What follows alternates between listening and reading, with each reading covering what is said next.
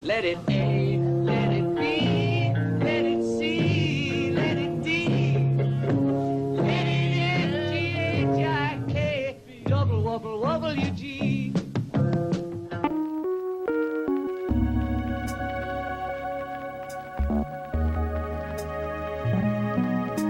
John Lennon couldn't really hold in his lack of affection for Let It Be. It's a wonder who was in charge of putting that song between Maggie May and Dig It. Two songs that don't really come to mind when someone asks you about the Beatles. John said, "That's Paul, what can he say? That has nothing to do with the Beatles. It might as well have been a Wings song." I don't know what he was thinking when he was writing Let It Be. I think it was inspired by Bridge Over Troubled Waters. But although the lyrics have Mother Mary Comes to Me, Paul maintains that it's more literal than the Virgin Mary and has to do with his mother, Mary McCartney. This story begins with our favorite narcoleptic, Paul McCartney, although it isn't a very funny one. Some of these songs and stories, as we carry on through the history, aren't going to be as silly as others. But that's what art's about, right? Expressing how you feel. Sometimes you feel groovy, sometimes you feel sentimental, and other times you use a song like medicine. Mary McCartney was a working girl. She was a mother, a nurse, and she wanted the very best for her family. Most nights after a long day of work, she would come home and still fix dinner. And as can be the case with working class people, Paul didn't see very much of his mother, but says she was always a very comforting presence in his life. Mary tragically passed from cancer when Paul was 14.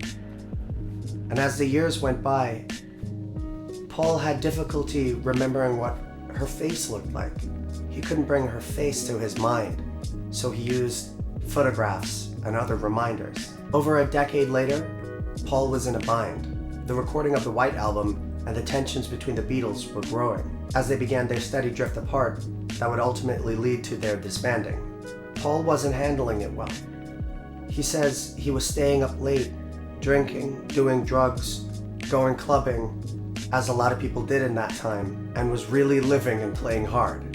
While the rest of the Beatles were with their wives or steady girlfriends living on the countryside, Paul was a bachelor living alone in London, wondering when his girl would come. Paul was exhausted. Some days he had trouble lifting himself off of his pillow, and he said to himself, "Good thing I did, or else I would have suffocated." But one night, during all this turmoil and stress, all the dark things in his mind, someone came to Paul in a dream. It was his mother.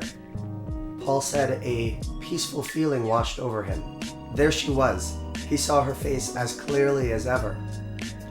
And she said in her gentle and comforting voice, "Let it be." Paul arose the next morning, renewed. His mother came to him in one of his darkest times and told him, "Be gentle. Don't fight things. Go with the flow. And in the end, it'll all work out." Not very long after his dream, Paul met Linda, who would go on to become his wife. He says she saved him, and on occasion thinks that his mother Mary sent Linda to him. They played Let It Be for Linda at her memorial.